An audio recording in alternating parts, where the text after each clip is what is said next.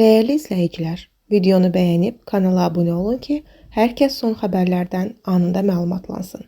Hazırda həbsdə olan müğənni Rəqsanə İsmailovanın qızı Yağmur anası ilə bağlı təsirli paylaşım edib. Xəbər verilir ki, o sosial şəbəkə hesabında keçirdiyi çətin günləri bu sözlərlə ifadə edib. Bəzən elə gəlir ki, bu dünyada tamamilə tək qalmışam. Sanki hər kəs mənə qarşıdır. Səssizliyimlə döyüşürəm. İçimdə fırtına, amma kənardan heç kim bunu görmür.